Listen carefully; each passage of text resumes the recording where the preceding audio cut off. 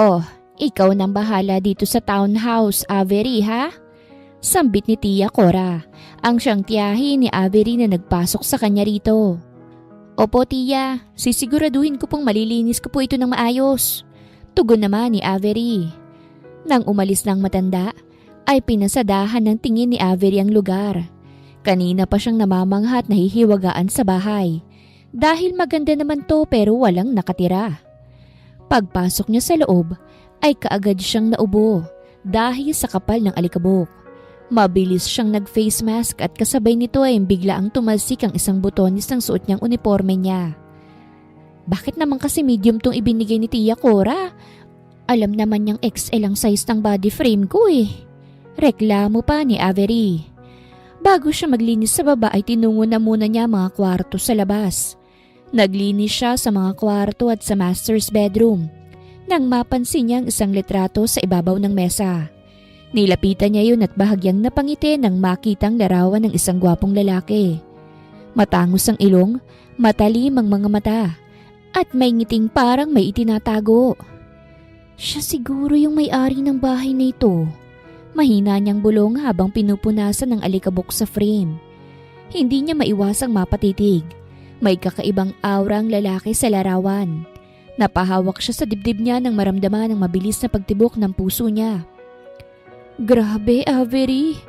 Bulong niya sa sarili. Talagang kinikilig ka kahit sa picture lang. Bigla ay parang may narinig siyang malakas na kalabog mula sa labas. Kasunod ang tunog ng tubig na tila may nalaglag sa swimming pool. Napaigdad si Avery at sakabay mabilis siyang lumapit sa bintana. Pagtingin niya, may lalaking kumakawala sa tubig, halatang nalulunod. Hindi na siya nagdalawang isip at mabilis siyang bumaba ng hagdan.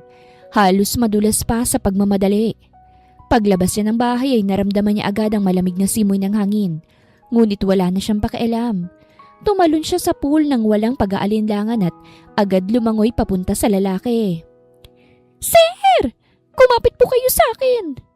Sigaw niya habang pilit inaabot ang katawan nitong halos mawalanan ng malay. Pagkalapit niya ay agad niyang inalalayan to. Pilit inaahon sa gilid ng pool. Hingal na hingal siya, nanginginig sa lamig. Ngunit nang masilayan niya ng malinaw ang mukha ng lalaki, ay napatigil siya. Ang lalaking nailigtas niya ay siya rin ang nasa larawan sa master's bedroom. Ang lalaking gwapo, may matalim na titig at tila may kakaibang presensyang nakakaakit. Ikaw, mahina nitong sabi. Halos pabulong habang naghihikahos. Napasinghap si Avery. Ay Diyos mio! Huwag ka na magsalita, tutulungan kita. Ngunit bago pa niya matapos ang sasabihin, ay hinawakan siya ng lalaki kaya't natahimik siya. Ang ganda mo.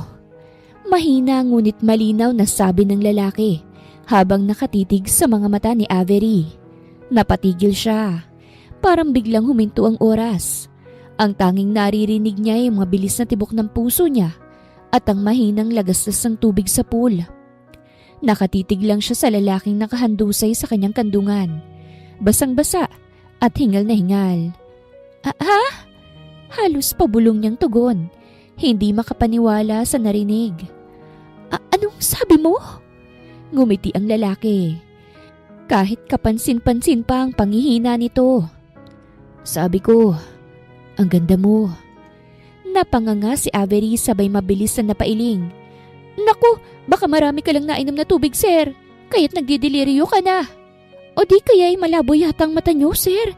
Sa tabakong to at may tigidig pa sa pisngi, baka mamaya multo na ako sa paningin niyo. Mahina pa siyang natawa. Pilit na binabawi sa biro ang kaba. Pero bago pa niya matapos ang sasabihin, biglang hinawakan ng lalaki ang kanyang pisngi. Mainit ang palad nito. Kabaliktaran ng malamig na tubig na bumabalot sa kanila. Anong ginagawa niyo? Hindi na niya natapos. Bigla siyang hinalikan ng lalaki. Nanlaki ang mga mata ni Avery. Gusto niyang itulak to. Gusto niyang magsalita pero tila napako siya sa kinatatayuan. Ang mga daliri ng lalaki ay bahagyang gumalaw sa kanyang panga. Marahang gumuhit pababa sa liig niya na lalong nagpalakas ng kabog ng kanyang dibdib. Nang maghiwalay ang kanilang mga labi, kapwa silang hingal. Nakatingin lang siya rito. hindi makapaniwala sa nangyari. Bakit? Bakit mo yun ginawa? Nauutal niyang tanong. Pilit na nilalabanan ang pagkalito. Because I want to. Hinalikan siyang muli ng lalaki. And this time, hindi na siya ulit umalma. Para kasi siyang nagayuma sa halik. At ito rin ang unang beses na may lalaking nagandahan sa kanya. Kinumbinsi niyang sarili na for once ay piliin niyang maging malaya sa nararamdaman niya. That night, the man owns her.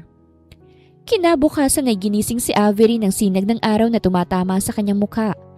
Mariin niyang ipinikit ang mga mata, nagunat, at saglit na ngumiti.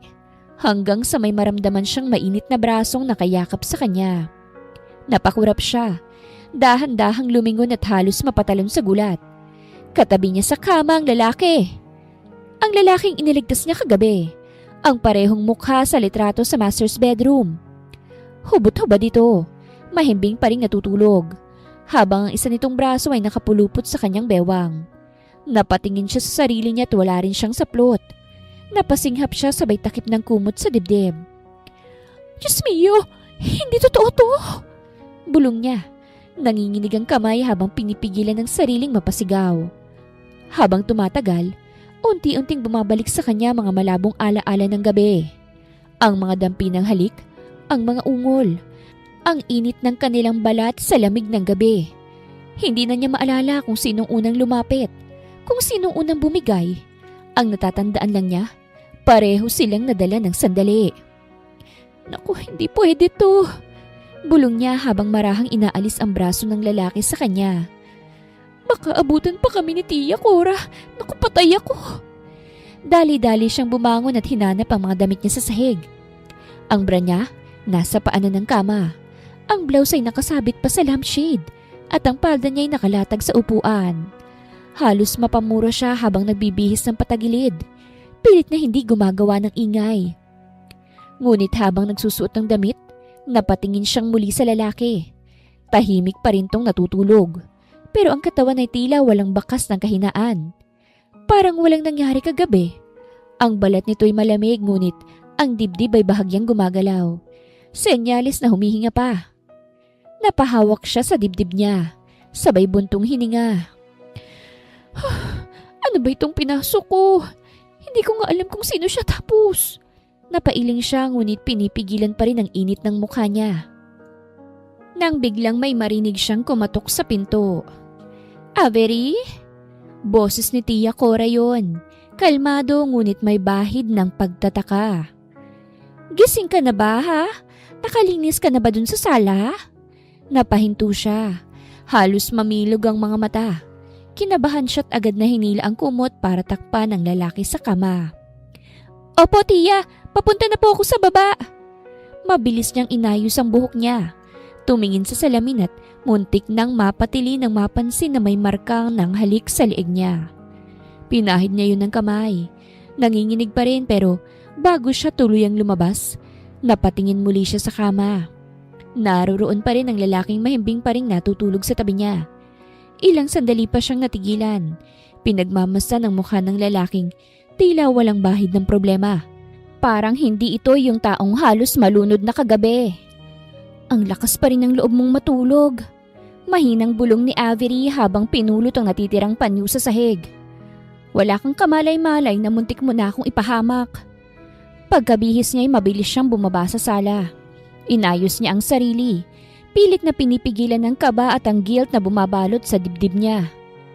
Pagdating niya sa ibaba, nadatnan niya si Tia Cora na nakaupo sa sofa. Hawak ang tasa ng kape at tila abala sa pakikipag-usap sa telepono. Nang mapansin siya'y agad siyang ngumiti. Ay! Avery! Butit bumaba ka na! Bati nito sabay lapag ng tasa sa mesa. May good news ako sa'yo, iha! Ngumiti si Avery pero pilit lang. Ano po yun, Tia? Lumapit si Tia Cora. Kinausap ko kagabi ang kaibigan ko. Anak niya pala ang may-ari ng townhouse na ito eh. Kailangan daw nila ng caretaker na pwedeng tumira dito para maglinis. Magbantay at mag-ayos paminsan-minsan. Sabi ko, ikaw na lang. Malinis ka naman. Maasikaso at mapagkakatiwalaan. Perfect ka dito, iha.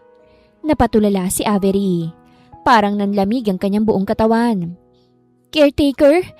Dito siya titira sa bahay na ito? Sa bahay kung saan siya sumiping sa mismong may-ari kagabi? Tiya, halos pabulong niyang sabi. Salamat po pero baka hindi ho ako pwede. Nag-angat ng kilay si Tia Cora. Bakit naman? Magandang oportunidad to, Avery. Libre na tirahan, may allowance pa buwan-buwan. Sayang naman. Kinagat niya ang labi niya at hindi makatingin sa tiyahin. Kasi po, baka hindi ako magtagal rito. Hindi ko po kasi alam kung kakayanin ko. Ha? Ano bang ibig mo sabihin? Kunot noong tanong ni Tia Cora. Wala po. Mabilis niyang sagot sabay pilit ng ngiti. Baka lang po may iba pa kayong sideline na may iaalok sa akin. Ngunit bago pa makasagot si Tia Cora, may narinig siyang yabag mula sa taas. Nang sabay silang lumingon sa hagdan, bumaba roon ang lalaki na walang saplot na pang-itaas at tuwalya lang nakabalot sa bewang. Napamulagat si Tia Cora. Avery! Halos hindi ito makapaniwala. Sino yung lalaking yan? Halos manlambot si Avery sa hiya. Hindi niya alam kung saan siya titingin o papaanong ipaliliwanag. Habang ang lalaki naman ay tumingin kay Tia Cora sa kabahagyang ngumiti. Good morning, sabi nito sa mababang tinig. Ako ho si Marcus, ang may-ari ng bahay na ito. At sa sandaling yon, parang gumuho ang mundo ni Avery. Nagulat si Tia Cora. Halos malaglag ang hawak nitong tasa ng kape. Marcus! Ikaw na nga ba yan? Hala, hindi kita nakilala, iho! Agad siyang tumayo, sabay lumapit sa lalaki. Kitang-kita sa mukha ni Tia Cora ang saya't pagkabigla. Habang si Avery naman, nananatiling nakatayo sa gilid, tulala at hindi alam kung paano itatago ang kaba at hiya. Ngumiti si Marcus, bahagyang tumango. Tia Cora, magalang niyang tugon. Medyo paus pa ang boses. Matagal na rin po tayong hindi nagkita. Pasensya na po't nagulat kayo. Kagabi lang po kasi ako dumating. Ay, Diyos mio, Marcus! Sabi ni Tia Cora habang marahang tinatapik ang braso nito. Ang laki na ng ipinagbago mo. Sa pagkakatanda ko nung huli tayong nagkita, college ka pa lang. Akala ko ngayon nasa ibang bansa ka pa. Bumalik lang po ako sandali, sagot ni Marcus. May ngiting misteryoso. May mga dapat ayusin dito sa townhouse at may kailangan lang po akong makita. Napatingin siya kay Avery ng marahan at sa mismong sandaling yon, nagtama ang kanilang mga mata. Parang sumikip ang dibdib ni Avery. Hindi niya alam kung nahahalata ba ni Tia Cora ang tensyon sa pagitan nila. Pero agad siyang umiwas ng tingin at kunwaring nag-aayos ng kurtina. Ngumiti si Tia Cora, halatang tuwang-tuwa. Naku, buti naman at nandito ka na. Eksakto! Si Avery nga pala pamangkin ko. Siya yung tumulong maglinis dito kahapon. Mabuting at pumayag siyang pansamantalang magbantay. Mahinang tugon ni Marcus habang tinititigan si Avery ng masinsinan. Oo nga po, maraming salamat sa pagtulong. Avery. Napalunok siya. Hindi makasagot. Wala po yon, sir. Nauutal niyang sabi. Pilit na pinakakalma ang sarili. Ginawa ko lang naman po yung trabaho ko. Perfect! Sabat ni Tia Cora. Masiglang nakatingin sa dalawa. Marcus, buti na rin at nandito ka. Nabanggit sa akin ng mami mo na kailangan mo ng caretaker dito sa townhouse mo. Si Avery ang nabanggit ko sa mami mo, kaya nga't gusto ko sana siya na yung iwanan mo rito. Mapagkakatiwalaan to. Napatigil si Avery. Agad na lumingon kay Tia Cora. Tia, sabi ko nga po Ngunit bago pa siya makatanggi, nagsalita si Marcus. Kalmado ngunit may kakaibang lalim sa tono. Kung siyang gusto mo, Tia, ayos lang po sa akin. Lumingon siya kay Avery at may bahagyang ngiti sa mga labi nito. Mas mabuti nga siguro kung dito ka na, Avery, para hindi na ako mag-isa. Parang biglang nag-init ang pisngi ni Avery. Napalunok siya, hindi makatingin ng diretsyo. Habang si Tia Cora naman ay natuwa. Walang kamalay-malay sa lihim na nag-uugnay sa dalawa. Naku! Ayan ha! Masayang sabi ni Tia Cora. Ayos na ayos na!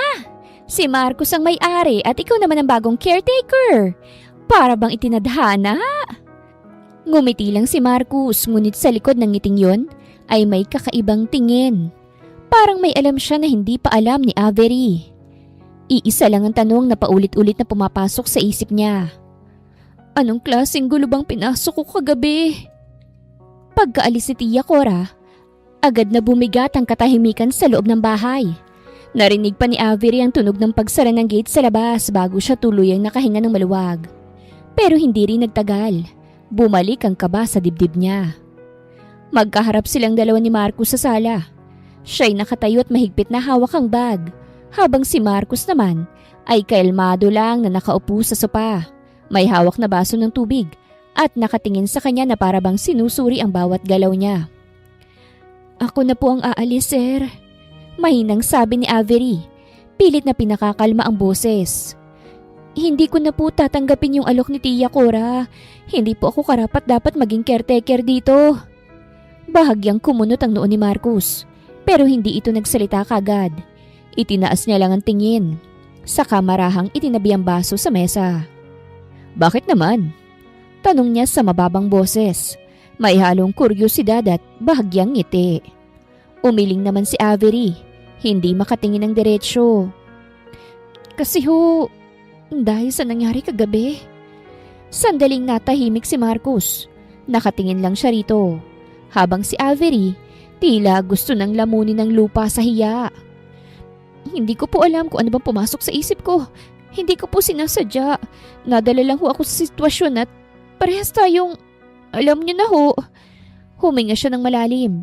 Pilit na tinatapos ang gustong sabihin. Kaya, mas mabuti na sigurong kalimutan na lang natin yun. Wala nang susundan pa. Wala nang kung ano man. Tumahimik si Marcos sandali. Sa halip na mainis, ngumiti lang ito. Bahagyang napahilig sa sofa habang pinagmamasdan siya. Kalilimutan? Ulit niya. Mababa ang boses at may bahagyang tawa. Ang dali mo namang magsalita, Avery. Paano ko kakalimutan ng isang bagay na hindi ko naman gustong kalimutan? Napalunok si Avery. Lalo na nang tumama ang mga mata nito sa kanya. May kakaibang ningning sa titig ni Marcos. Sir, wag niyo naman ho akong biruin. Halos pabulong niyang sabi. Wala naman po tayong dapat pag-usapan tungkol doon. Kung pwede umalis na lang ako ng tahimik. Tumayo si Marcos at lumapit ito ng ilang hakbang hanggang halos magtagpo ang kanilang mga hininga. Hindi kita binibiro, Avery. Mahinahon niyang sabi. Hindi ko rin alam kung bakit pero may kung anong kakaiba sa'yo. Lumingon si Avery. Umiwas ng tingin. Sir, please. Marcos lang. Putol nito. Malambing ngunit matatag ang tono. Tawagin mo kong Marcos. Marcos, ulit niya. Halos pabulong. Sabay hakbang paatras. Kahit ano pang sabihin mo, hindi ako pwedeng manatili rito. Hindi na ako komportable. Ngumiti si Marcos. Pero sa mga mata nito ay may halong lungkot at pananabik. O sige, kung yan ang gusto mo. Avery. Bahagya siyang yumuko. Tinitigan ang mukha nito. Hindi ko basta-basta nakakalimutan ng mga taong dumadaan sa buhay ko.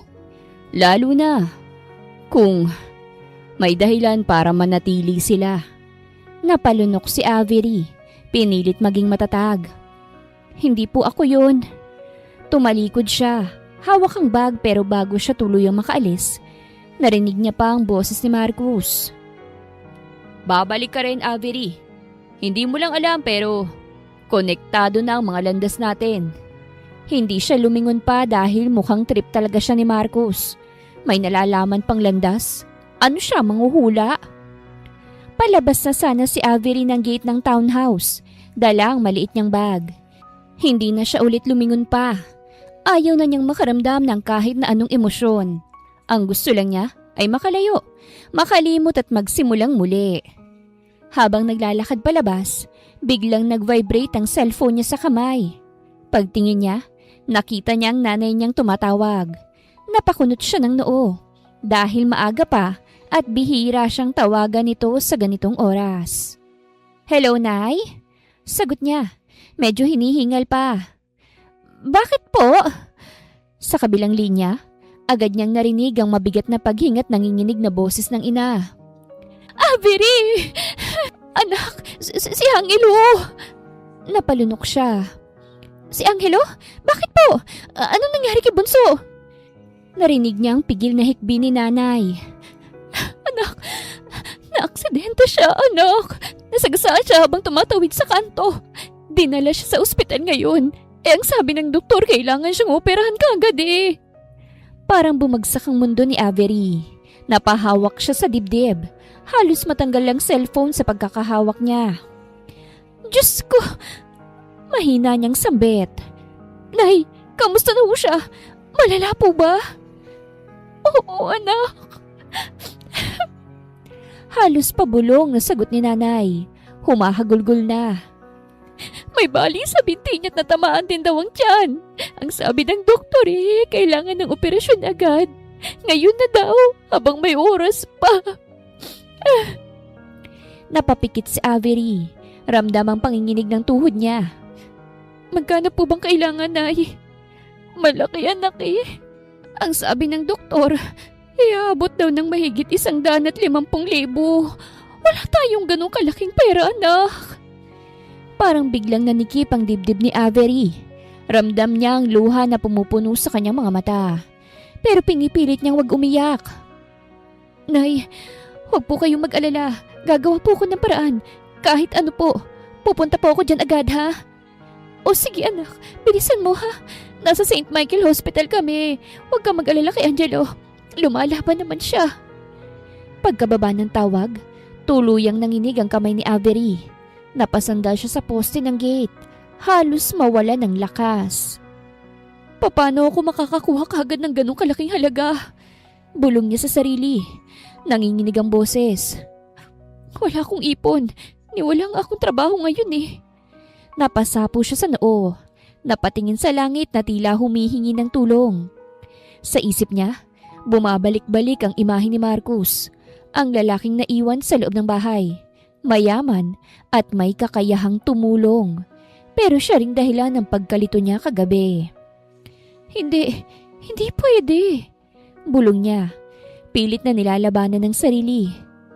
"Hindi ako pwedeng humingi ng tulong sa kanya. Hindi dapat yun." Ngunit habang humahakbang siyang palayo, bumuhos ng luha sa mga mata niya. Alam niyang wala siyang ibang mapagkukuhanan at bawat segundo'y mahalaga para sa kapatid niyang nakahiga sa ospital. At sa sandaling yun, napatigil siya. Tumingala siya sa townhouse, sa bahay na gusto sana niyang kalimutan. At sa loob-loob niya, alam niyang wala siyang ibang pagpipilian kung hindi ang bumalik. Mabigat ang bawat hakbang ni Avery pabalik sa townhouse. Kanina lang, buo ng desisyon niyang iwan ang lugar na yon at kalimutan ang lahat ng nangyari kagabi. Pero ngayon, parang sinasakal siya ng realidad. Wala siyang ibang kakapitan. Pagdating niya sa tapat ng pintuan, saglit siyang natigilan. Huminga siya ng malalim. Pinahid ang luha sa pisngit marahang kumatok. Ilang sandali pa, bumukas ang pinto. Lumitaw si Marcus. Nakasuot na ng puting shirt at shorts. "Avery?" Bahagyang tumaas ang kilay nito. "Ang akala ko umalis ka na." Napayuko siya't halos hindi makatingin. Oo, pero..." Saglit siyang tumigil. Pilit hinahabi ang mga salitang dapat sabihin. "Gusto ko pong tanggapin yung alok, yung pagiging caretaker." Kanina lang halos tumakbo kang palabas. Ngayon naman, bigla kang nagbago ng isip? "Pasensya na po," mahinang sabi niya. "Kailangan ko lang talaga ng trabaho at ng pera. Kung maaari po, kailangan ko na agad ng paunang bayad." Tila nabigla naman si Marcus. "Paunang bayad?" Ulit nito. Bahagya pang nag-iba ang tono ng boses. "Hindi ka pa nga nagtatrabaho, gusto mo agad ng pera?" Napatingin si Avery. Mabilis na umiwas ng tingin. "Hindi po sa ganun, Marcus. Kailangan ko lang talaga." Ngunit bago pa siya makapagpaliwanag, lumamig ang tinig ni Marcus. Alam mo, Avery, nagtataka ako. Kanina halos ayaw mong manatili rito. Pero ngayon, bigla kang bumalik. At pera agad ang hinihiling mo. Nagtagal ang titig nito sa kanya. Malamig ngunit mapanuri. Ano ba talagang habol mo? Trabaho? O pera ko? Parang tinamaan ng kutsilyo ang dibdib ni Avery. Nabitawan niya ang bag na hawak at napayuko. Pilit pinipigilan ang luha. Hindi po sa ganun. Mahina niyang sabi. Nanginginig ang boses. Hindi naman po ako ganong klase ng babae. Tahimik lang si Marcus ngunit may bahagyang pagsisisi sa mga mata niya. Kung ganon, marahan itong tanong. Bakit mo gustong mauna ang bayad? Hindi niya na nakayanan. Pumatak ang luha at niya tuluyan na siyang napaupo sa gilid ng pinto. Yakap-yakap ang sarili. dahil na-aksidente ang kapatid ko. Halos pabulong niyang sabi. Kailangan siyang operahan agad, Marcus eh. Wala kaming pera. Niwala nga kung may bibigay kay nanay eh. Ayoko namang mawala yung kapatid ko si Angelo. Kaya ako bumalik. Biglang nag-iba ang ekspresyon ni Marcus. Mula sa pagdududa, napalitan to ng pagkabiglat awa. Dahan-dahan siyang lumapit kay Avery, sa kamarahang umupo sa tabi nito. Avery, tawag niya. Mahinahon at mababa ang boses. Bakit hindi mo sinabi agad? Pinahid ni Avery ang luha niya at nanginginig pa rin. Kasi ayokong isipin mong ginagamit kita. Tahimik lang si Marcus sandali habang nakatingin sa kanya. Pagkatapos ay marahan niyang hinawakan ang kamay nito. Hindi ko na dapat tinanong kagad. Pasensya ka na. Tumingin siya kay Avery. Seryoso ang mukha. Magkanong kailangan mo? Umiling si Avery. Malaki, Marcus eh. Hindi ko alam kung... Sabihin mo. Putol ni Marcus. Matatag ang tinig. 150,000. Sagot ni Avery. Tumango si Marcus. Tumayo at walang sabi-sabing lumakad papunta sa study room. Ilang minuto lang, bumalik ito. May hawak na envelope. Inabot niya yon kay Avery. Heto, sabi niya, diretso ang tingin. Advance payment mo at may dagdag pa yan. Dalhin mo sa kapatid mo. Pero Avery, napatigil si Avery hawak ang envelope. Nanginginig ang labi. Marcus, hindi mo na kailangang magpasalamat. Wika nito. Malambing ngunit seryoso. Pero gusto kong malinaw. Hindi ko ito ginagawa para utangan mo ako ng utang na loob. Ginagawa ko to dahil gusto kong tulungan ka. Hindi na nakasagot si Avery. Napaluha siya sabay yakap sa envelope na parang kayamanan. Salamat. Salamat, Marcus. Hindi ko alam kung paano ko babayaran to. Ngumiti si Marcus, bahagyang nakatingin sa kanya. Hindi mo kailangang bayaran, sagot niya. Pero may isang kondisyon lang. Nag-angat ng tingin si Avery, kinakabahan. Anong kondisyon? Ngumiti si Marcus, ngunit may kakaibang lambing sa mga mata nito. Manatili ka rito, Avery, hindi bilang caretaker, kung hindi bilang taong gusto kong makilala pa ng mas mabuti. Pagkatapos ng matagal na pag-iisip, pumayag si Avery sa alok ni Marcus. Wala siyang ibang pagpipilian. Ang mahalaga ngayon ay mailigtas ang buhay ng kapatid niya. Nang araw na yun ay bitbit ni Avery ang envelope na ibinigay ni Marcus. Agad siyang nagtungo sa ospital. Habang nasa jeep, mahigpit niyang hawak ang pera. Takot na baka mawala. Pagdating sa ospital, halos tumakbo siya papunta sa emergency room. Nakita niya si Nanay Lorna. Mukhang pagod at namumugto ang mga mata. Avery! Halos pasigaw na sambit ng ina. Akala ko hindi ka na darating. Wala pa tayong pambayad sa... Inabot agad ni Avery ang sobre. Nay, ito po. Dalhin niyo na sa cashier. Paoperahan mo na si Angelo. Napatulala si Nanay Lorna. Hindi makapaniwala. Anak, saan mo ito nakuha? Ang laki nito. Napayuko si Avery. Nangingiti ngunit may bigat sa dibdib.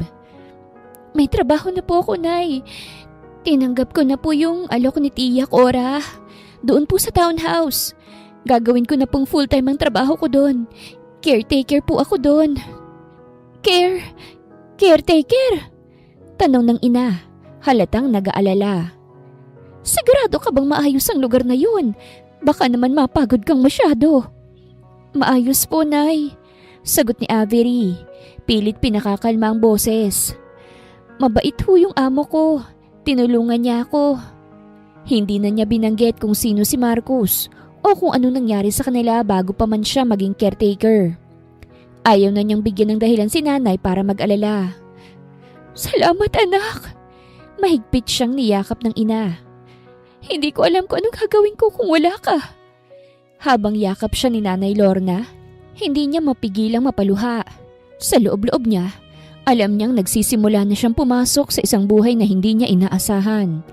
Isang mundo kung saan kailangang makipagsabayan siya sa kagandahan at kapangyarihan ni Marcus Luxerio.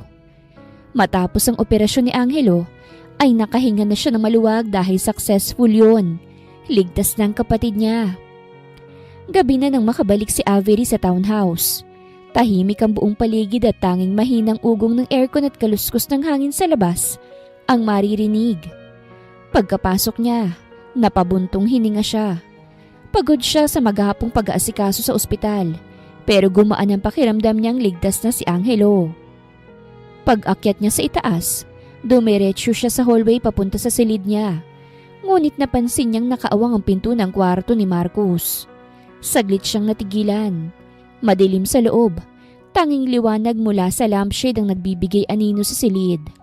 Baka nakalimutan niyang isara. Bulong niya sa sarili. Maingat siyang lumapit at dahang-dahang sinilip ang loob. Doon niya nakita si Marcus. Nakahiga sa kama pero hindi mapakali. Pawis na pawis ito. Ang nooy kunot na kunot at tila may sinasabi habang mahigpit ang kapit sa kumot. No, please, don't leave me. Bulong ni Marcus sa panaginip. Halos hindi maipintang ekspresyon sa mukha nito. Nanlaki ang mga mata ni Avery. Marcus? Mahina niyang tawag, ngunit hindi ito nagigising. Sa halip, mas lalo lang itong napabalikwas at parang binabangungot. Agad siyang lumapit. Inilapag ang bag sa gilid at marahang hinawakan ng balikat ng lalaki. Marcus! Gising! Nananaginip ka! Ngunit bigla nitong hinawakan ng kamay niya at hinila siya ng malakas. Natigilan naman si Avery nang mapahiga siya sa tabi nito. Sa isang iglap, niyakap siya ni Marcus ng mahigpit. Ramdam niyang mabilis na tibok ng puso nito. Ang bigat ng bisig na nakayakap sa kanya at ang malamig na pawis sa balat. Marcus! Mahinang tawag niya pero hindi na sumagot ang lalaki. Sa halip, narinig niyang bumagal ang paghinga nito.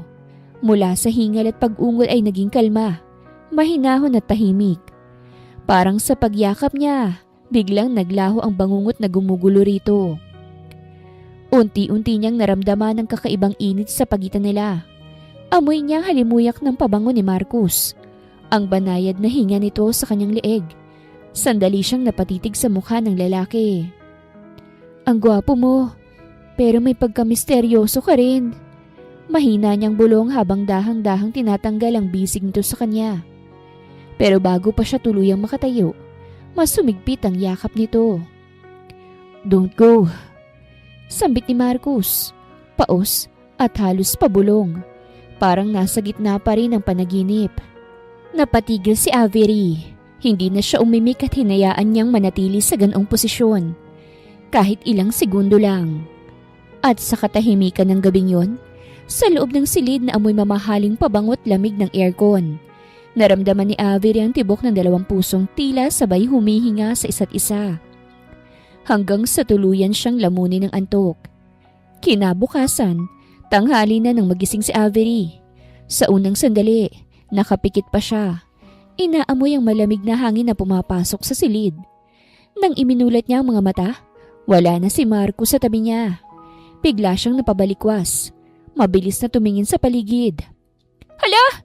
Bakit hindi ko naramdaman na bumangon siya? Bulong niya sa sarili habang nagmamadaling tumayo. Paglabas niya sa silid, naamoy niya agad ang malinamnam na halimuyak ng sinangag at bacon mula sa kusina. Napahinto siya sa hagdan at doon niya nakita si Marcus, nakatayo sa harap ng stove. Nakasando lang at may apron na may nakasulat na, "Best boss ever." Habang nagluluto, bahagya itong nakangiti. Nakakunot ang noo habang pinipihit ang itlog sa kawali. Ang liwanag ng umaga'y tumatama sa mukha nito. Hindi napigilan ni Avery ang kiligin. Grabe, ang gwapo niya kahit nagluluto lang. Mahina niyang bulong. Napapangiti habang pinagmamasdan nito mula sa pinto. Pero bago pa man siya tuluyang lumapit, napatingin siya sa salamin sa gilid ng dingding at doon siya napasigaw ng mahina. Oh my gosh! Halos mapasapo siya sa buhok niya. Ang gulo-gulo ng buhok ko! Nakatirik ang ilang hibla ng buhok niya, parang nakuryente. May marka pa ng unan sa pisngi niya at bahagyang may laway sa gilid ng labi. Napaurong siya. Halos lumubog na sa hiya. Nakakahiya! Bulong niya sabay takbo pabalik sa kwarto. Ang taba ko na nga tapos ganito pang itsura ko. Habang nagsusuklay sa harapan ng salamin, hindi niya mapigilan ang pagkunot ng noo. Siguradong naisip ni Marcus na, ayan pala yung niyakap ko kagabi. Ang pangit! Tinitigan niyang sarili. Ang bilog niyang pisngi, ang pawis sa leeg, at ang oversized na pajamang suot pa rin niya. Malabong magkagusto sa akin si Marcus. Mahina niyang sabi sabay ngiti ng pilit. Baka naaawa lang siya. Ngunit sa kabila ng mga insecurities na bumabalot sa kanya, hindi niya maiwasang maalala ang init ng yakap ni Marcus kagabi. Ang paraan ng paghinga nito habang mahigpit siyang niyayakap at kung papaano itong kumelma sa presensya niya. Habang inaayos ang sarili, napabuntong hininga siya. Pero kahit sandali lang, parang totoo yung pakiramdam kagabi. At sa labas ng silid, hindi niya alam na si Marcus, habang inihahanda ang almusal ay lihim na napapangiti rin. Pagbalik ni Avery sa kusina, maayos ng lahat. Nakaayos sa mesa ang 2 plato ng sinangag, bacon at itlog. May 2 kasamang kape at orange juice din. Amoy pa lang ay nakakagutom na. Si Marcus naman ay nakaupo na sa upuan. Nagbabasa ng dyaryo at parang sanay na sanay sa umagang tahimik at maaliwalas. Dahan-dahang lumapit si Avery. Hawak pa ang laylayan ng kanyang malinis na blouse. Sir Marcus, mahina niyang sabi. Halos pabulong. Pasensya na po. Dapat ako po yung nagluto, hindi kayo. Ako po ang katulong dito. Itinaas ni Marcus ang tingin. Saka bahagyang ngumiti. Ayos lang yun, Avery.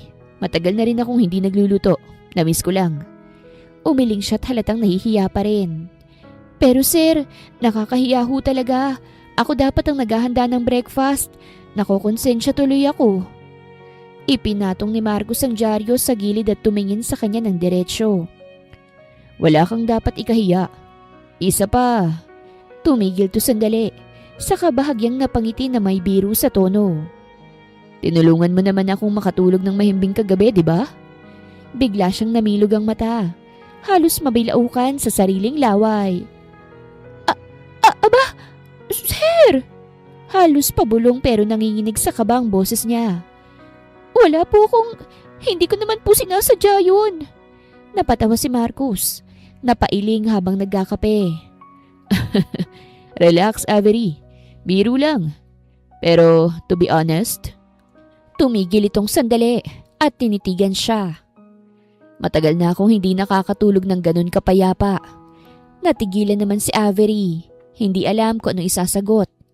Sa likod ng ngiti ni Marcus ay may kung anong bigat. Parang may lungkot na nakatago. Basta po sa susunod ako na pong magluluto. Nahihiyang sabi niya sabay upo sa tapat nito. Hindi ko na po kayo hahayaang maunang magising. Deal. Sagot ni Marcus sabay taas ng baso ng juice para mag-toast. Pero ngayong umaga, hayaan mo kung ako ang magsilbi sa'yo. Napangiti si Avery. Bagaman ramdam pa rin ang bahagyang kilig sa dibdib niya. Habang kumakain sila, napansin niyang madalas siyang tinititigan ni Marcus. Sir Marcus, kung hindi niyo po mamasamain, madalas po ba kayong nananaginip? Yung kagaya po kagabi? Sandaling napahinto si Marcus. Inilapag nito ang tasa ng kape saka tumingin sa kanya. Hindi galit, pero halatang nagulat sa tanong. Tahimik lang ito ng ilang segundo bago muling nagsalita. Yeah. Marahan niyang sagot. Tinitigan ang tasa sa mesa. Almost every night actually. Hindi gumalaw si Avery. Nakatungo lang siya. Nakikinig pero ramdam ni Marcus na totoo ang pakikinig niya. Walang panghuhusga, walang panguusisa. Huminga ng malalim si Marcus saka nagpatuloy. Matagal na yon. May nangyari sa pamilya ko ilang taon nang nakakalipas. Unti-unting bumaba ang tono ng boses nito. Tila bumabalik sa nakaraan. Naaksidente ang fiancé ko. Ako dapat ang kasama niya sa biyahe. Pero nagkaroon ng emergency sa kumpanya kaya't pinauna ko na siya. Napahinto siya't saglit na natahimik ang buong silid. Pero hindi na ako umabot. Tuloy ni Marcus. Mababa ang boses. Yung kotse niya, nahulog sa bangin. Wala na siya bago pa ako makarating sa ospital. Napasinghap si Avery. Agad na tinakpan ng bibig. Sir, pasensya na ho. Hindi ko alam na... Ngumiti si Marcus. Malungkot pero kalmado. It's okay. Hindi ko rin naman madalas ikwento ito eh. Pero simula noon, nahirapan na akong makatulog. Tuwing ipipikit ko ang mata ko, bumabalik yung imahe niya. Ang mukha niya, ang kotse, lahat. Tumango si Avery. Pilit nilulunok ang bigat sa dibdib. Kaya pala kagabi parang takot na takot kayo. Bahagyang tumango si Marcus. That's why I was surprised. Kagabi nung niyakap kita, bigla akong kumalma. For the first time, hindi ko na siya napanaginipan. I slept well beside you. Hindi nakasagot si Avery. Ramdam niya ang pagkapit ng mga salita nito sa dibdib niya. Parang unti-unting humahaplos sa puso niya. Baka po, mahina niyang sabi.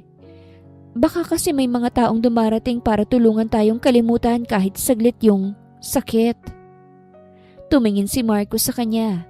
Diretso at may kakaibang init sa mga mata. Siguro nga, sabi niya. At sa ngayon, ikaw yun, Avery. Hindi na nakasagot si Avery. Napayuko siya. Pilit pinipigilan ng ngiti at ang bilis ng tibok ng puso. Kaya't ngumiti na lang siya at dinaan na lang sa biro. Hindi rin siguro, sir. Baka kasi masarap akong katabi dahil fluffy. Napatawa si Marcus. Napailing. Ang galing mo talagang bumawi, Avery. Sabi nito.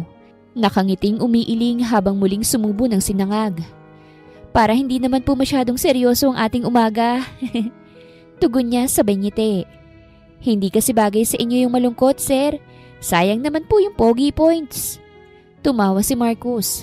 Halatang gumaan ang loob. You really have a way of making things lighter, no? Ngumiti si Avery pero agad na tumahimik nang marinig niya ang susunod na sinabi nito.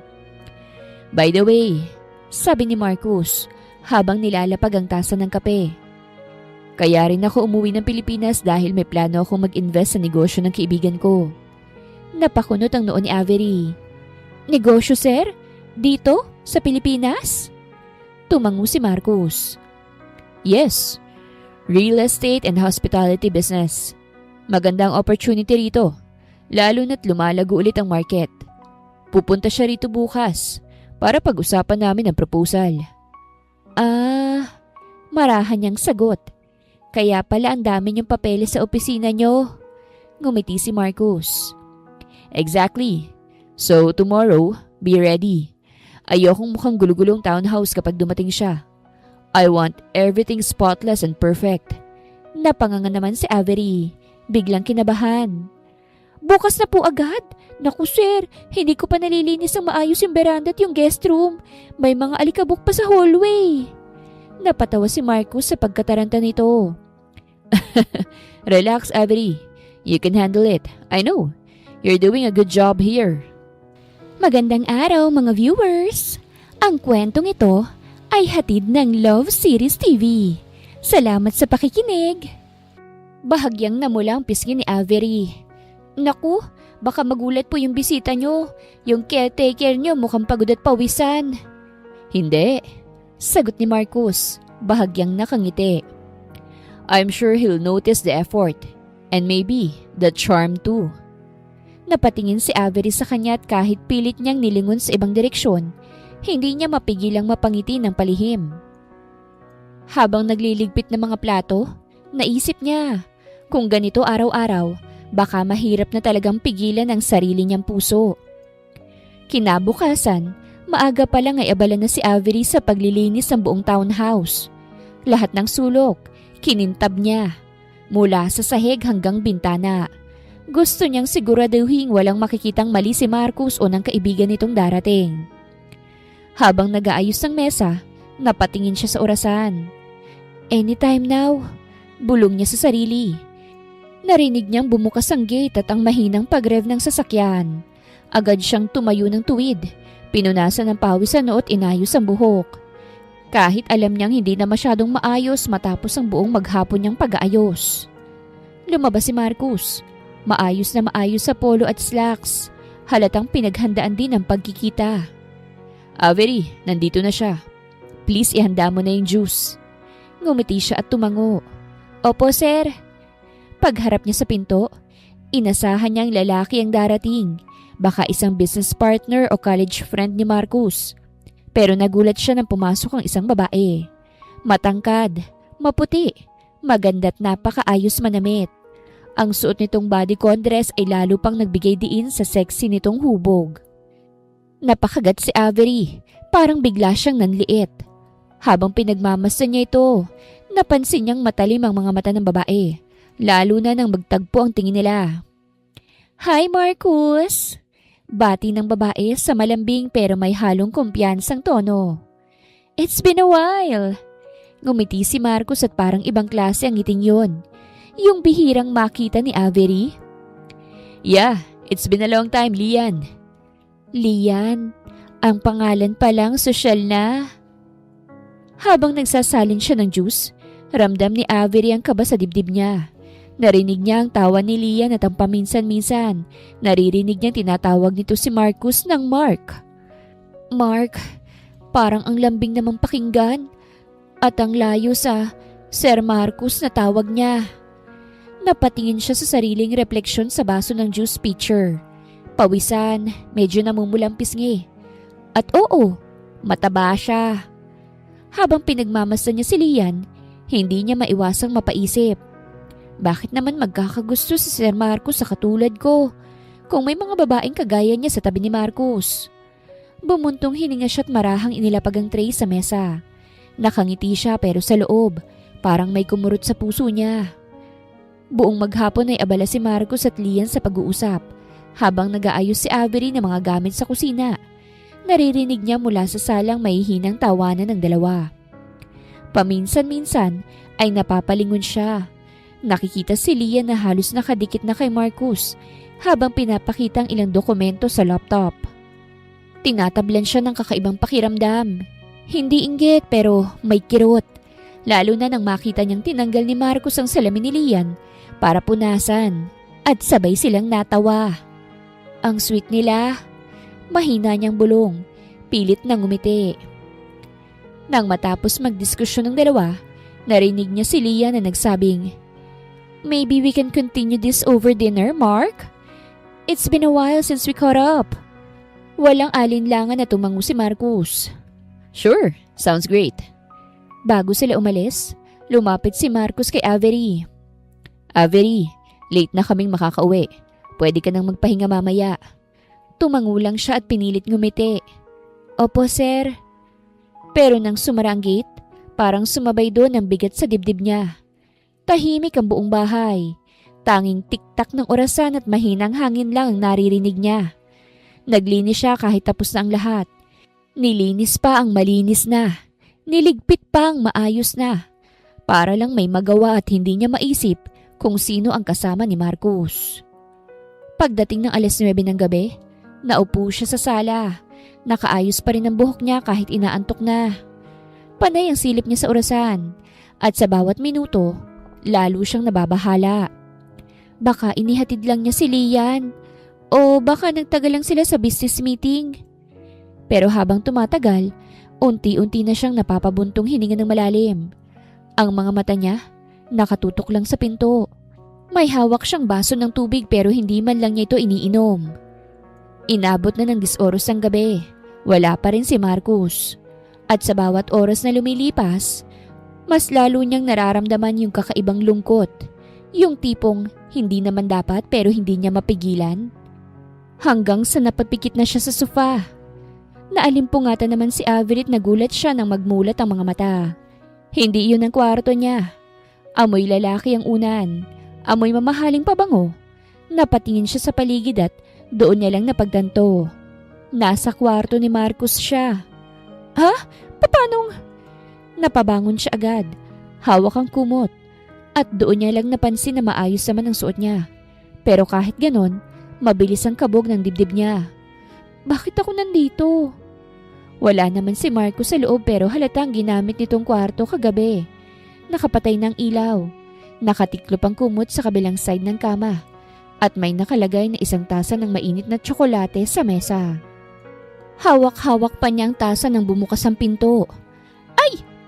Muntik pa niyang mabitawan nang makita kung sinong papasok. Si Lian, naka-corporate attire pa rin kahit umaga pa lang. Pero kaagad na bumusangot nang makita siya. So, you're Avery? Malamig na tanong ni Lian habang sinusuri siya mula ulo hanggang paa. Opo, ako po yung caretaker? Or more like, Marcus's new toy? Putol ni Lian at kasabay nun ay isang mapait na ngiti. Natigilan si Avery. Ano pong ibig niyong sabihin? Lumapit si Lian. Halos magkadikit na sila. Don't you play innocent. Alam kong tipo mo. Yung mga babaeng nagpapakitang mabait. Pero umaasa na mapansin ng amo nila. Look at you. Seriously? Do you think Marcus would fall for someone like you? Ramdam ni Avery ang pagkabog ng dibdib niya. Ang sakit. Pero pilit siyang ngumiti. Hindi ho ako umaasa ng kahit na ano. Nandito po ako para magtrabaho lang. Ngumiti si Lian, ngunit may halong pangungutya. Really? Then stay that way. Don't even dream of replacing his fiancé kahit kamukha mo pa siya. Napakunot noo si Avery. Kamukha ko po? Ngumisi si Lian at inilabas ang cellphone nito. Oh, you didn't know? Pinakita niyang larawan. Isang babaeng nakangiti, yakap-yakap ni Marcus. Napatigalgal si Avery. Hindi siya makagalaw. Hindi siya makapagsalita. Dahil ang babaeng nasa larawan, kamukhang kamukha niya. Parehong mata, parehong hugis ng labi. Pero payat, makinis at walang tigyawat. Parang siya, pero yung mas magandang version. Her name is Mira, sabi ni Lian. Habang pinagmamasdan ang reaksyon ni Avery. Marcus's dead fiancé. You see why you don't stand a chance? Napatungo si Avery. Hawak pa rin ang tasa ng tsokolate. Hindi niya alam kung anong mas masakit. Yung insulto o yung katotohanang parang may connection siya sa isang babaeng hindi niya kilala. Tahimik siyang tumugon. Pilit pinapatatag ang boses. Hindi ko kailangan ng chance. Wala akong balak makipag-agawan sa kahit kanino, lalo na sa patay. Pero pagtalikod ni Lian, hindi na niya napigilan ang mahinang buntong hininga. At sa unang pagkakataon, nagtanong siya uli sa sarili. Bakit nga ba kamukha akong fiancé ni Marcus? Simula ng araw na yon, naging mailap si Avery kay Marcus. Kung dati madaldal siya tuwing nag-aalmusal sila, ngayon ay puro opo. At sige po na lang ang sagot niya. Kapag dumadaan si Marcos sa kusina, agad siyang umaatras. Kunwari abala sa paglilinis. Kung tatawagin siya nito, laging may dahilan. May huhugasan, may lalabhan, o kaya naman may tatawagan daw. Pero hindi iyon nakalulusot kay Marcos. Alam niyang may nagbago. Isang gabi, nadatnan niya si Avery sa hardin. tahimik na nagwawalis habang malamig ang hangin. Lumapit siya dalang 2 tasa ng gatas. "Hey," mahina niyang sabi. Inilapag ang 1 tasa sa tabi nito. "Para sa'yo." Nagulat si Avery pero agad ding umiwas ng tingin. "Salamat po, sir. Pero bawal yata akong umupo kapag may ginagawa pa." Napangiti si Marcus ngunit may lungkot sa tono. "Avery, hindi mo kailangang maging formal sa akin palagi. You've been avoiding me. Did I did something wrong?" Hindi siya sumagot. Patuloy lang sa pagwawalis pero halata sa mga kamay niyang nanginginig. "Wala po. Busy lang talaga ako." "Busy?" Marahang ulit ni Marcus. Tumabi sa kanya. "O may gusto kang takasan?" Napatigil si Avery. Parang gusto niyang tumakbo palayo pero hindi niya alam kung saan. "Sir Marcus," mahinang sabi niya. "Pasensya na pero baka mas mabuti kung medyo maglayo muna tayo. May mga bagay lang akong gustong iwasan." "Like what?" tanong ni Marcus. Halos bulong. "Like me?" Napakagat-labi si Avery. Hindi niya kayang sabihin ang totoo. Na nakita niyang litrato ng fiancé nito. At hanggang ngayon, hindi pa rin niya matanggap kung bakit ganun ang pagkakahawig nila. "Hindi naman po sa ganun." Pabulong niyang tugon. "Ayoko lang na may ma-misunderstand." Tahimik si Marcus sandali. Tinitigan lang niya ito. Parang gustong basahin ang iniisip niya. "Kung may sinabi si Lian sa'yo," sabi ni Marcus sa mababang boses, "don't believe everything she says." Napatingin si Avery sa kanya pero agad ding umiwas. "Wala naman po siyang sinabi." "Then why do you look like you're running away from me?" Hindi na siya nakasagot. Mabilis niyang ibinaba ang walis at tumalikod. "Magpahinga na po kayo, sir. Ako na pong bahala rito." At bago pa siya abutin ni Marcus, naglakad na siya pabalik sa loob ng bahay. Pinipigilang tumulo ang luha. Habang nananatiling nakatayo si Marcus sa dilim ng hardin, mahina niyang ibinulong sa sarili. "Avery, bakit parang mas lalo kitang gustong lapitan sa tuwing lumalayo ka sa akin?" Kinabukasan, maagang nagising si Avery. Pero kakaiba ang pakiramdam niya. Mabigat ang ulo, masakit ang sikmura, at tila may gumugulong sa loob ng tiyan niya. Inakala niyang gutom lang, pero nang tumayo siya para maghanda ng almusal, bigla siyang napasapo sa bibig at tumakbo patungong banyo. Sunod-sunod ang pagsusuka niya. Namutla siya. Halos nanginginig habang nakasandal sa lababo. Narinig niya mga yabag papalapit. Sa ilang saglit, bumukas ang pinto. "Avery?" Tawag ni Marcus. Halatang nag-aalala. "Hey, are you okay?" Agad siyang tinulungan nito. Pinunasan ng pawis sa noo niya at inalalayan siyang maupo sa gilid ng kama. "Oh, wala po ito. Baka nasobrahan lang ako kagabi sa adobo." Pilit niyang biro. Pero garal-gal ang boses. Hindi ngumiti si Marcus. Tahimik lang itong tumingin sa kanya at may kakaibang seryosong ekspresyon sa mukha. Pagkaraan ng ilang sandali, kinuha nito ang isang maliit na kahon mula sa bulsa ng suot nitong jacket. Pregnancy test. Napakunot ang noo ni Avery na pasinghap. "Ha? Para saan yan?" Tinitigan siya ni Marcus. Walang alinlangan. "Avery, huwag kang magalit. Pero baka kailangan mo ito." "Anong ibig mong sabihin?" "Alam mong may nangyari sa atin nung gabing sinagip mo ko. Hindi ko man maalala lahat pero sigurado kong hindi ko lang yun napanaginipan." Namula si Avery. Halatang nagulat at nahiya. Sir Marcus, hindi ko naman iniisip na..." "I know." Mabilis na putol ni Marcus. "Pero ayokong baliwalain ang posibilidad. Kung sakaling may nabuo..." Hindi niya itinuloy ang sasabihin. Tahimik lang silang pareho. Ang tanging maririnig ay ang mahinang tunog ng aircon at tibok ng puso ni Avery na parang gusto nang kumawala sa dibdib. Unti-unti niyang tinanggap ang kahon mula sa kamay ni Marcus. "Hindi naman siguro," mahina niyang sabi. Halos pabulong. "Isang beses lang naman yun nangyari sa atin." "Pero minsan, Avery, Mahinang tugon ni Marcus habang nakatitig sa kanya. Kahit isang beses lang, posible na makabuo. Napayuko siya. Mahigpit na hawak ang pregnancy test. Hindi niya alam kung anong mas malakas. Ang takot na baka totoo ang iniisip ni Marcus o ang kaba sa puso niyang hindi lang basta dahil sa pagsusuka. Ano man ang resulta, hindi mo to kakaharapin ng mag-isa. Mahigpit ang hawak ni Avery sa pregnancy test habang nakaupo sa gilid ng kama. Paulit-ulit niyang binabasa ang mga nakasulat sa kahon. Kahit kabisado na niya, 1 line means negative, 2 line means positive. Ngayon, habang unti-unting lumilitaw ang pangalawang guhit, parang bumagal ang pag-ikot ng mundo. Hindi pwede. Mahina niyang bulong, halos hindi na makapagsalita. Nanginginig ang mga daliri niyang may hawak sa maliit na test. 2 malinaw na guhit, 2 linya na parang 2 katagang ayaw niyang tanggapin. Positive. Mabilis siyang napahawak sa tiyan niya.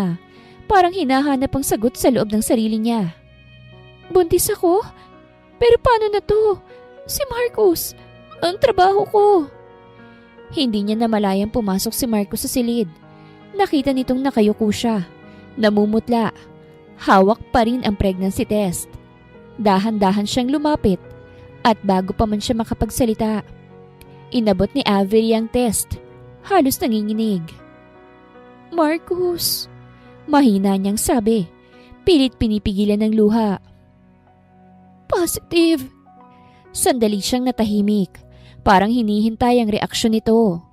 Gulat ito pero laking gulat ni Avery nang makitang unti-unting ngumiti si Marcus. Positive? Ulit nito. Tila nag-aalangan kung totoo ang narinig niya. Pagkatapos, isang malakas na buntong hininga. Kasunod ang malambing na ngiti. Then, we're having a baby.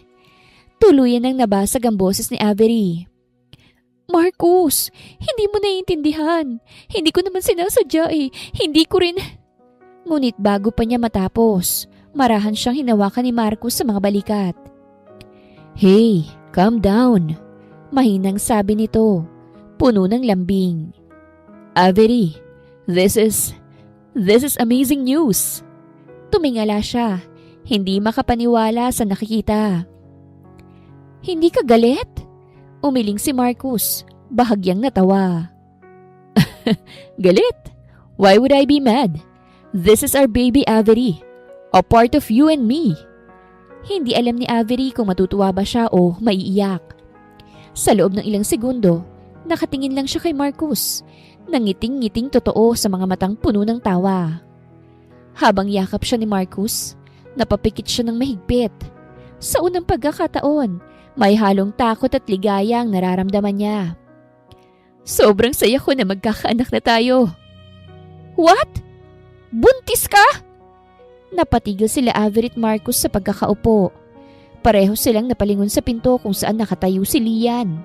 Nanlalaki ang mga mata at halatang nagngingit-ngit sa galit. Ramdam ni Avery ang mabilis na tibok ng puso niya. Parang gusto niyang itago ang pregnancy test na hawak niya. Pero huli na. Lian, mahinang sabi ni Marcus pero hindi siya nito pinakinggan.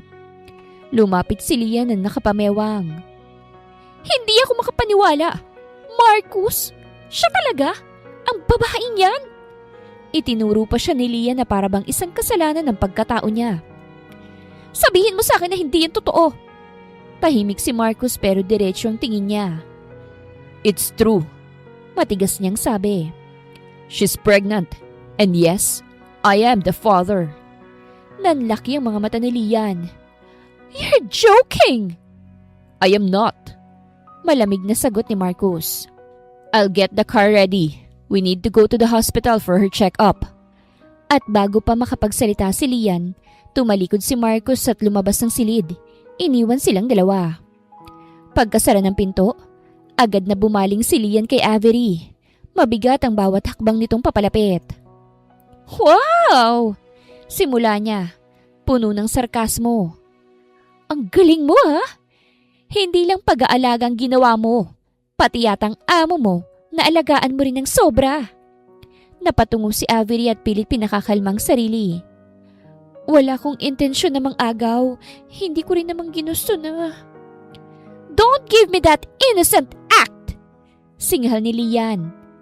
Marcus doesn't love you. He only wants the baby, not you. Naintindihan mo ba yon? Napatigas si Avery. Napatingin kay Lian na may halong sakit at gulat. Anong ibig mong sabihin? Ngumisi si Lian. Malamig at mapanlin lang. He told me everything. He felt guilty about that night.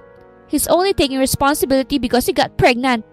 Kamukha mo lang si Mira pero hindi ka niya gusto. Wala siyang balak makasama ka ng pangmatagalan. Don't you fool yourself? Parang unti-unting bumigat ang dibdib ni Avery. Hindi totoo yan. Mahina niyang sagot. Halos pabulong. Then ask him yourself. Sagot ni Lian sabay lapit pa. Pero bago ka pa masaktan ng husto, umalis ka na. Umalis ka habang kaya mo pa. Ramdam ni Avery ang nanginginig na kamay niya. Ang mga salita ni Lian ay parang mga tinik na unti-unting bumabaon. Pwede bang totoo yun? Na anak lang talaga ang gusto ni Marcus. Bago pa siya tuluyang bumigay, mabilis niyang dinampot ang bag niya at lumabas ng townhouse.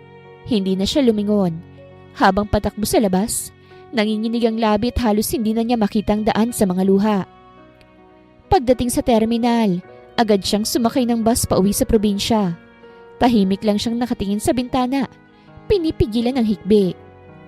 Habang nasa biyahe, paulit-ulit ang mga salitang binibitawan ni Lian sa isip niya. He only wants the baby, not you. At doon, unti-unting pumatak ang luha ni Avery. Hindi niya alam kung saan siyang nagkamali, sa pagmamahal ba o sa paniniwala na kaya siyang pahalagahan ni Marcus. Pagdating ni Avery sa kanilang bahay sa probinsya, halos madilim na ang paligid. Ang mga ilaw sa loob ng bahay ay kumikislap pa, tanda ng matipid na paggamit ng kuryente ng nanay niya. Dahan-dahan niyang binuksan ang gate at nang makita siya ng kanyang ina, agad tong napatayo mula sa pagkakaupo sa bangkito. Avery? Gulat na sabi ng ina, hawak-hawak pang basahan. Anak! Ano ginagawa mo rito? Hindi mo man lang ako tinawagan. Hindi na siya nakasagot. Kaagad niyang nilapitan at niyakap ng mahigpit ang ina. Ma! Humikbi siya. Hindi ko na alam ang gagawin ko. Nagkamali ako. Agad siyang hinaplos ng ina sa likod. Tinigilan ng malambing na tinig. Shh! Tahan na. Huwag kang matakot. Nandito si Mama ha. Sabihin mo sa akin, ano bang nangyari? Doon na tuluyang bumuhos ang luha ni Avery. Inilahad niya lahat. Kung papaano siyang naging caretaker sa townhouse. Kung papaano niya nakilala si Marcus. Ang gabing hindi niya inaasahan. At ang pagkabigla ng malaman niyang buntis siya. Ikinuwento rin niya ang mga sinabi ni Lian. Ang mga salitang paulit-ulit na tumutusok sa puso niya. Tahimik lamang ang ina hanggang sa matapos siya. Ilang sandali ring walang imik bago ito muling nagsalita. Mahinahon pero mabigat ang tono. Avery, anak, huwag mong ikahiya ang ginawa mong pagtakas. Napatingin siya, puno ng pagkalito. Pero ma, parang duwag yung ginawa ko eh. Iniwan ko siya nang hindi ko man lang ipinaliliwanag ang... Umiling ang ina't marahang hinawakan ng kanyang kamay. Hindi anak. Minsan tama lang ang paglayo kung yun ang magliligtas sa'yo't sa anak mo. Ginawa mo yan para protektahan ang anak mo't walang mali ron. Napayuko si Avery. Pinunasan ng luha habang marahang pinupunasan din ng ina ang kanyang pisngi. Tama lang na tumakas ka. Pagpapatuloy ng ina. Kasi kung alam mo lang, noon pa man ay may mga bagay na hindi ko nasasabi sa'yo. Napakunot ang noon ni Avery. Ano pong ibig niyong sabihin, ma? Huminga ng malalim ang matanda bago nagsimula. Anak, hindi ka lumaking nag-iisa. May kakambal ka. Natigilan si Avery, para bang hindi makapaniwala sa narinig. May kakambal ako? Tumango ang ina niya. Oo, nang ipinanganak ko kayo, mahina ka noon kaya't kinuha muna ng tiyahin ko ang kapatid mo, ang kakambal mo, para alagaan sana sa Maynila. Pero nagka-problema kami noon eh. Hindi na namin sila muling nakita pa. Ilang taon kitang pinalaking mag-isa habang umaasang babalik pa siya. Para siyang binuhusan ng malamig na tubig. Ma, anong pangalan niya? Mira. Sagot ng ina. Marahang tinig. Mira ang pangalan ng kakambal mo, anak. Nanlaki ang mga mata ni Avery. Para bang biglang huminto ang oras. Si Mira? Ang namatay na fiancé ni Marcus? Unti-unting bumigat ang dibdib niya habang tumutulong muli ang luha. Ma, siya yung fiancé ni Marcus. Mahina niyang sabi. Halos hindi na makalabas ang boses. Si Mira ang babaeng kamukha ko. Ma, patay na po siya. Natahimik ang ina. Tila nabigla rin. Ano? Patay? Paano? Ang kwento sa akin ni Marcus na aksidente ito. Napahagulgol ang ina niya habang yakap siya. Ngayon ay mas malinaw na kay Avery ang lahat. Ang pagkagulat ni Marcus nang una niya itong makilala. Ang titig nito na parabang may hinahanap sa kanya. Pati ang pagtataka kung bakit ganon ang pagkakahawig nila ni Mira. Habang marahang humihinga, hinawakan niya ang tiyan niya. Mahina niyang sabi. Ibig sabihin, ang lalaking ama ng anak ko, siya ring fiancé ng kakambal kong matagal nang nawala. Mas humigpit ang yakap nila sa isa't isa, habang tuloy-tuloy ang pagpatak ng luha ni Avery. Kinabukasan, maagang-maaga pa lang ay humarurot na ang kotse ni Marcus papunta sa probinsya. Hindi siya mapakali buong gabi nang malaman mula sa mga tauhan sa mansyon na umalis si Avery. At nang makumpirma niyang si Lian ang dahilan, nagdilim ang paningin niya sa galit.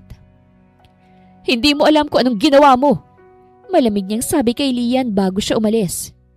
You pushed her away when she needed me the most!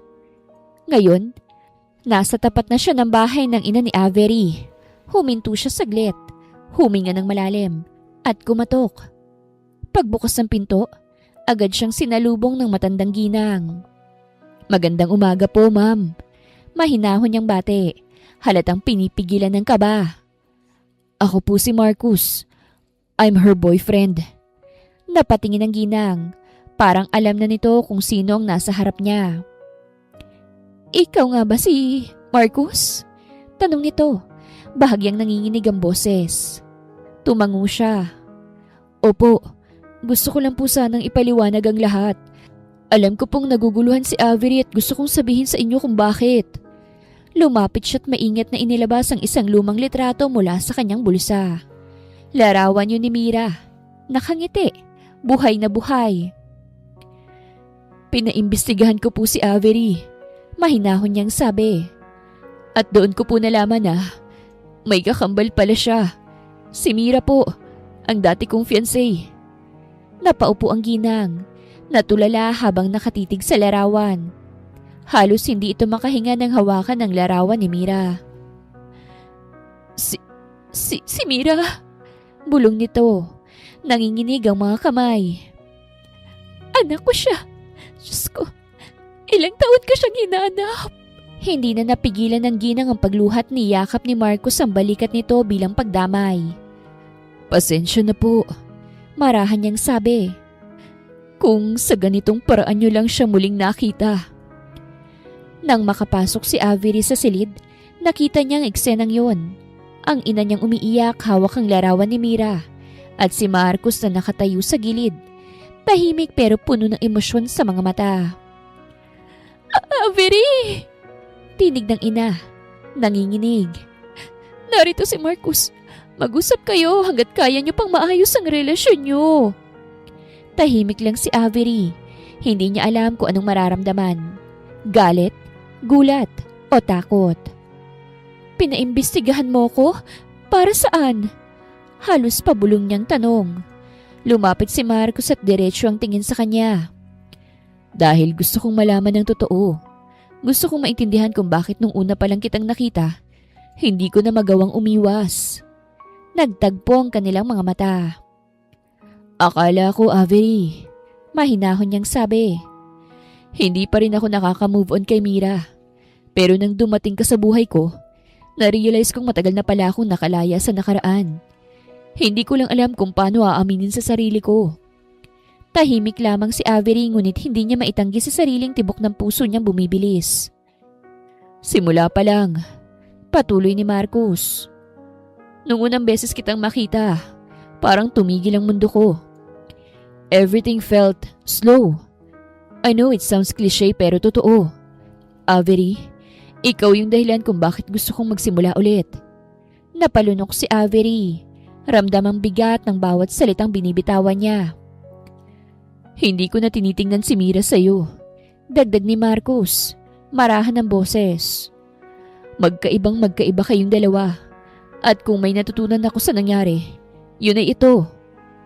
Si Mira ang bahagi ng nakaraan ko. Tumigil siya sandali. Tumingin sa mga mata ni Avery. Pero ikaw, Avery, ang kapalaran ko, ang future ko. Napaluha si Avery. Akala ko, baby lang natin ang gusto mo, gaya ng sinabi ni Lian. No, that's not true. Gusto ko kayong dalawang kasama ko. Don't you worry anymore. I cut her off. Wala siyang karapatan na sabihin o siraan ka. Mahal kita, Marcus. Gulat na sambit ni Avery. Hindi na niya magawang bawiin pa dahil hinalikan na siya ni Marcus sa labi. I love you too, Avery. Sambit ni Marcus at ramdam iyon ni Avery ng buong puso. Makalipas ang ilang araw, bumalik na si Marcus sa townhouse. Hindi na para sa negosyo kundi para ayusin ang lahat. Sumunod na lamang si Avery dahil gusto niyang pagbalik niya kay Marcus ay may glow up na siya and she did it. No stress, no pimples. Yes, she's chubby but very beautiful. Pagpasok pa lang niya, naamoy na agad niya ang paborito niyang sinigang na niluluto ni Marcus. Napatigil siya sa pinto't natatawa. Hindi mo talaga ako papayagang magutom, ano? Biro niya. Lumingon si Marcus, nakangiti. Hindi talaga.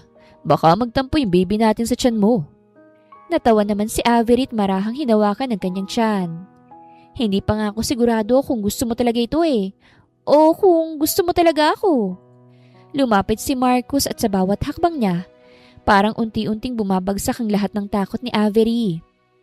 Pagdating niya sa harap nito, marahan niyang hinaplos ang pisngi ng dalaga. Yan ka na naman. Gusto mo na naman akong asarin. Natawa naman si Avery. Malay mo naman, 'di ba? Napipilitan ka lang. Hindi mo pa rin ba ramdam? Bulong ni Marcus. May lambing sa boses. Avery, ikaw ang gusto ko. Hindi dahil sa buntis ka. Hindi dahil kamukha mo si Mira. Gusto kita dahil ikaw yung babae na kaya magpatawa kahit nakakaiyak na. Yung matapang kahit takot. At yung minamahal ko nang hindi ko namamalayan. Napasinghap si Avery. At sa unang pagkakataon, hindi na siya umiwas. Umiiyak na naman siya pero ngayon, luha na ng saya. Bakit mo ba ako palaging pinapaiyak? Bulong niya nang nakangiti. Ngumiti si Marcus sa hinawakan ng kamay niya at idinampi sa kanyang dibdib. Para maramdaman mong totoo to, sabi niya. Kahit gaano ka pa kaingay, kahit gaano ka pa kagulo sa umaga, at kahit sinasabi mong mataba ka, sa puso ko, ikaw pa rin ang pinakamagandang babae sa mundo. Cheesy mo! Tawa ni Avery pero hindi na niya mapigilan ng kilig. Para sa iyo lang. Townhouse na walang katao-tao noon. Ngayon, dito na natin bubuin ang pamilyang pinapangarap natin. Muli siyang hinalikan ni Marcus sa noo at bumulong. Forever na to, Avery. You and our baby. My happiness, my faith. I'll give you everything. Minsan, ang mga hindi inaasahang pagkakataon gaya ng pagkikita nila ni Marcus ang siyang magdadala sa atin sa tunay na kaligayahan. Ipinakita nila ang tunay na pag-ibig ay hindi nakikita sa itsura, nakaraan o pagkakamali, kung hindi sa katapatan ng puso. Wakas!